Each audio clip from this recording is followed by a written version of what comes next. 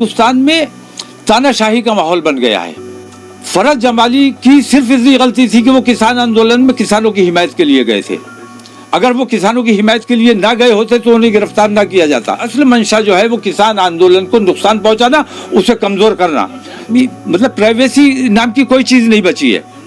ऐसी स्थिति में हमें ऐसा लगता है कि हिंदुस्तान में तानाशाही का माहौल है और वो न हिंदुओं का हिमायती है और हमदर्द है, न मुसलमानों का हिमायती और हमदर्द है।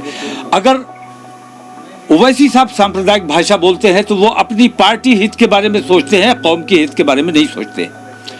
भारतीय जनता पार्टी जो सांप्रदायिकता की भाषा बोलती है वो अपनी पार्टी का हित सोचती है, देश का हित और हिंदुओं का हित नहीं सोचती है। हिंदुओं के दिल में कहीं अगर ये बात है कि भारतीय जनता पार्टी उनके बारे में सोचती है, ये बात गलत है। हिंदू और मुस्लिम फसाद कराने में ही उनका फायदा है और मुझे अंदेशा है कि चुनाव जैसे जैसे नजदीक आएंगे हिंदू और मुस्लिम माहौल बनाने की कोशिश की जाएगी, दंगे कराए जाएंगे, फसाद कराए जाएंगे, गिरफ्तारियां कराई जाएंगी।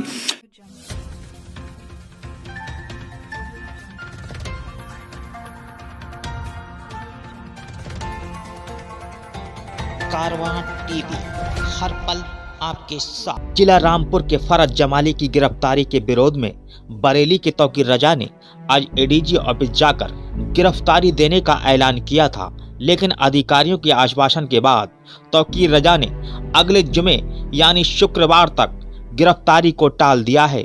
हालांकि तौकीर के गिरफ्तारी देने के ऐलान के बाद गिरफ्तारी देने के लिए सैकड़ों लोग उनके आवास पर पहुंच गए थे। वहीं एहतियात के तौर पर इलाके को छावनी में तब्दील कर दिया गया था। मौके पर एसएसपी समेत कई थाने की पुलिस भी पहुंच गई थी।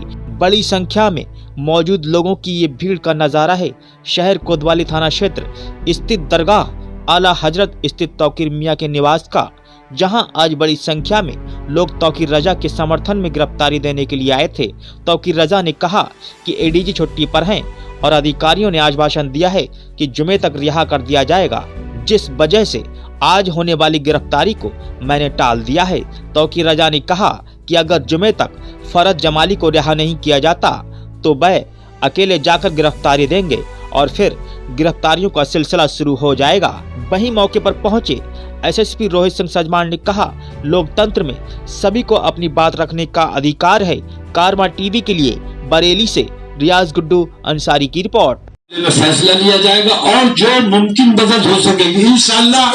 गरीब नवाज का कुल है जुमे को, जुमे तक इंशाअल्लाह फरज जमाली साहब बरी हो जाएंगे, जेल से बाहर आ जाएंगे।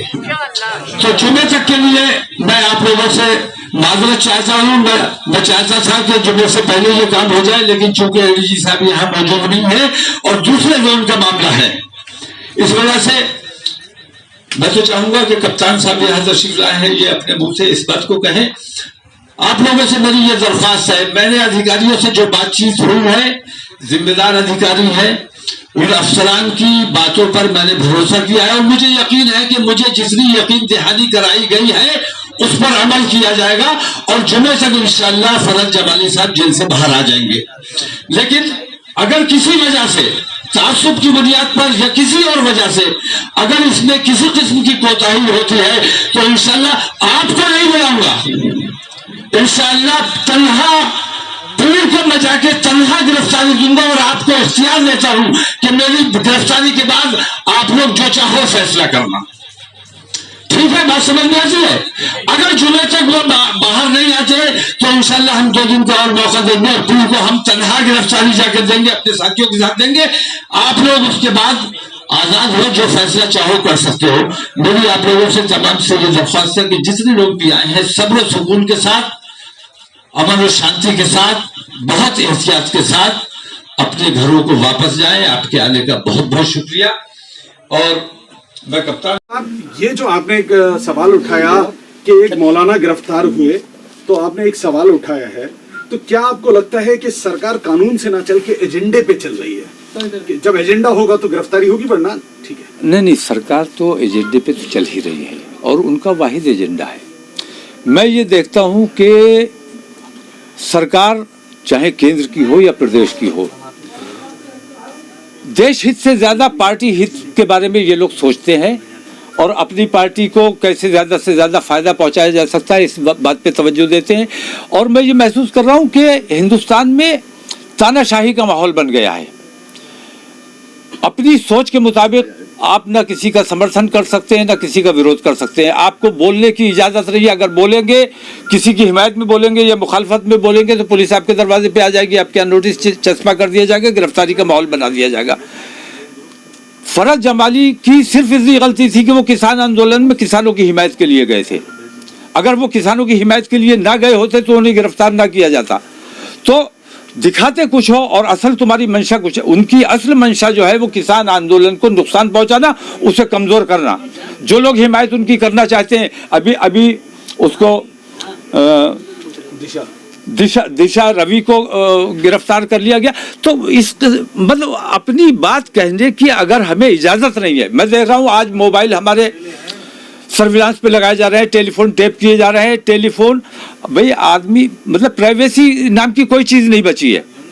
ऐसी स्थिति में हमें ऐसा लगता है कि हिंदुस्तान में तानाशाही का माहौल है और जिस किस्म की तानाशाही इस वक्त हिंदुस्तान में चल रही है, मुझे ऐसा लगता है कि किसानों के साथ जो जुल्म हुआ, जो ज्यादती हुई, मैंने ये देखा है कि संवेदना नाम की कोई चीज़ हुकूमत के दिल में नहीं है। हमदर्दी के साथ उनके मसाइल पे गौर किया जाना चाहिए था, हमदर्दी के साथ उनके मसाइल पे गौर नहीं किया गया। कैसी कड़ाके की ठंड थी उस वक्त, उन्हें पानी से भिगोना, पानी की बौछार छोड़ना, ये इंसानियत की बात नहीं। आपका यहाँ एक चीज से पूछना चाहूंगा, आपका यहाँ किसान आंदोलन को समर्थन है कि उसकी वजह से गिरफ्तारी हुई है उनकी मौलाना की, या मौलाना साहब को समर्थन? नहीं, मैंने पहले दिन ये बात कही है कि उन्होंने अगर किसानों का समर्थन न किया होता तो उनकी गिरफ्तारी ना हुई होती। तो किसानों के समर्थन की उन्हें अगर तकलीफ है तो किसानों का समर्थन हम पहले करते हैं। और मेरा मानना यह है कि हर वो आदमी जो रोटी खाता है, वो चाहे 5 स्टार में बैठ के खाता हो या सड़क में बैठकर मजदूर खाता हो, वो किसानों का मरहूने मिन्नत है और वो उसके दिल में किसानों के लिए हमदर्दी है और वो किसानों की हिमायत करता है। ये और बात है कि वहां पहुंचा है या नहीं पहुंचा है, लेकिन उसके दिल में किसानों के लिए हमदर्दी है। तो किसानों की हमदर्दी की वजह से फरहत जमाली को गिरफ्तार किया गया है। मैं पूरे समाज की तरफ से, मैं सिर्फ मुसलमानों की बात कभी नहीं करता हूँ, मैंने हिंदुओं से भी बहुतों से बात की है। हिंदू समाज के दिलों में भी किसानों के लिए वही हमदर्दी है जो हमारे दिल में है।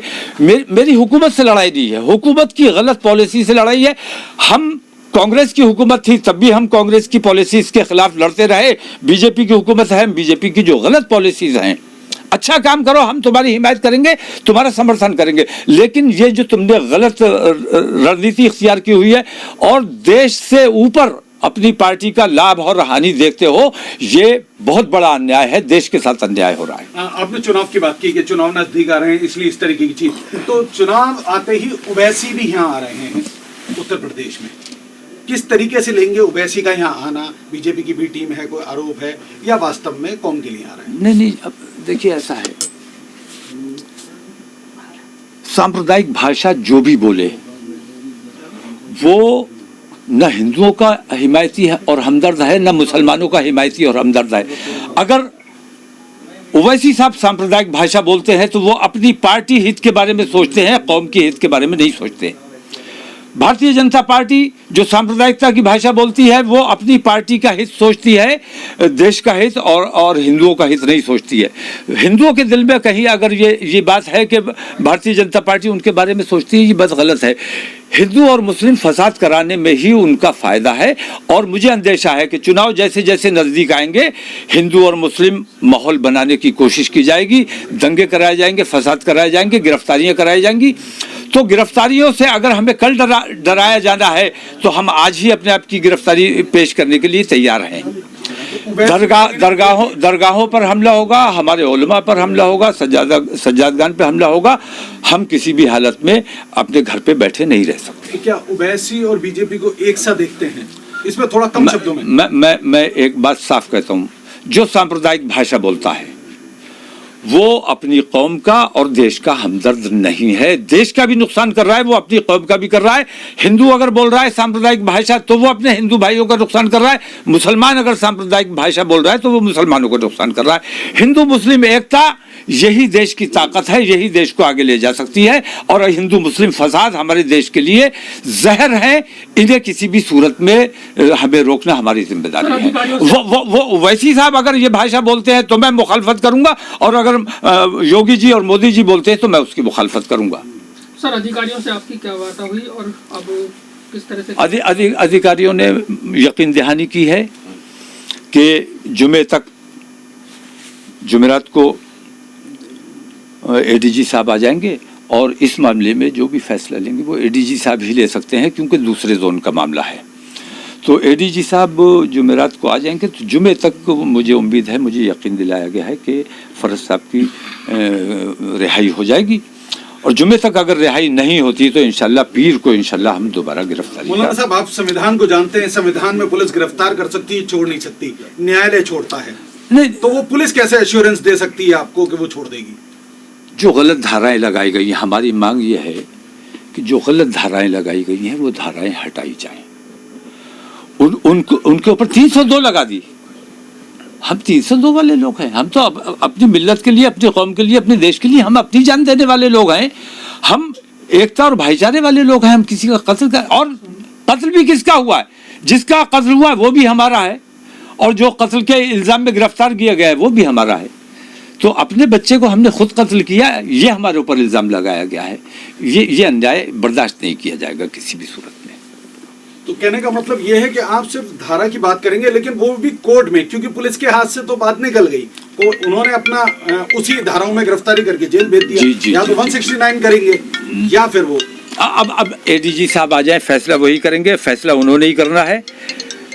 उनके आने के बाद ये फैसला हो सकेगा कि 169 करेंगे या वो धाराएं हटाएंगे और उनकी जमानत कराएंगे। जो भी होगा एडीजी साहब के आने के बाद हो पाएगा। ठीक।